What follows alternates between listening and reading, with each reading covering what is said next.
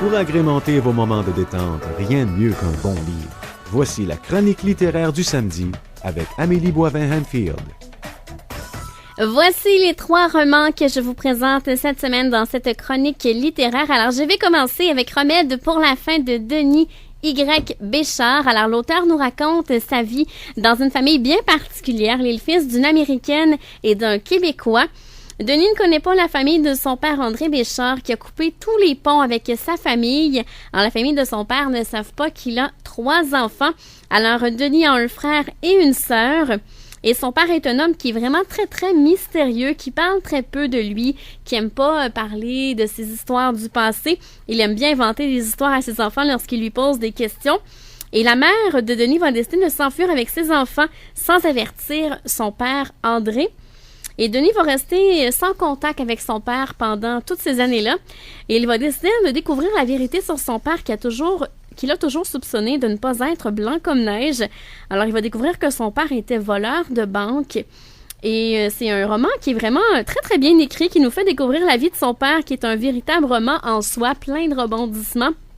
Et ça a pris 17 ans à l'auteur pour faire des recherches et la réécriture de ce roman pour nous le présenter. Alors moi, j'ai vraiment, vraiment beaucoup aimé ce livre-là, d'autant plus de savoir que c'est un Québécois qui l'a écrit, mais un Québécois qui habite du côté des États-Unis. Alors, très intéressant. C'est Remède pour la fin de Denis Y. Béchard. Mon deuxième roman, bien, c'est un roman de François Blais, La classe de Madame Valérie. Alors, cette histoire-là, dans ce livre-là, on découvre l'histoire d'une classe de 24 élèves dans les années 90, mon enfance à moi. Ils sont en 5e année dans la classe de Madame Valérie. Le roman est en 3 chapitres sur 3 jours, le 29, le 30 et le 31 octobre. Et on découvre chacun des personnages à plusieurs moments de leur vie, dans les années 90, dans les années 97 et en 2011. Il n'y a pas vraiment d'histoire à l'intérieur de ce livre-là. Il y a plusieurs anecdotes, mais des anecdotes banales d'enfants. Ça me rappelait certains souvenirs de mon primaire à moi, puisque moi, j'ai vécu mon primaire également dans les années 80-90. Et ce qui est un peu mêlant dans ce roman-là, c'est qu'il y a tellement de personnages que c'est dur à suivre. Au début, moi, j'avais de la difficulté à savoir qui était ami avec qui. C'est assez particulier, quand même 24 élèves dans la classe, plus l'enseignante. Et dans les années 90, on nous présente la fin de l'enfance, 97 à la fin de l'adolescence et en 2011, l'âge adulte.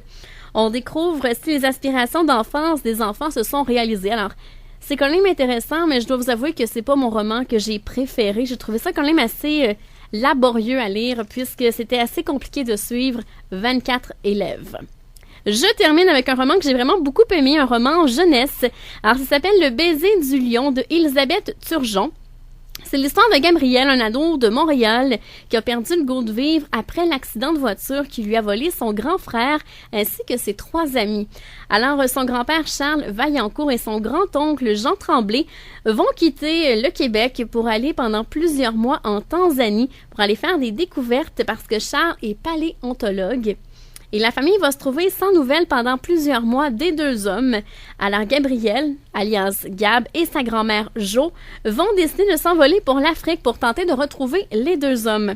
C'est vraiment un très très bon livre d'aventure où on découvre l'Afrique, les tribus, les traditions de là-bas. C'est vraiment super intéressant. Et on découvre aussi le deuil vécu par un adolescent, surtout quand on perd son grand frère et ses amis, puisque Gabriel, lors de l'accident, il a filmé l'accident.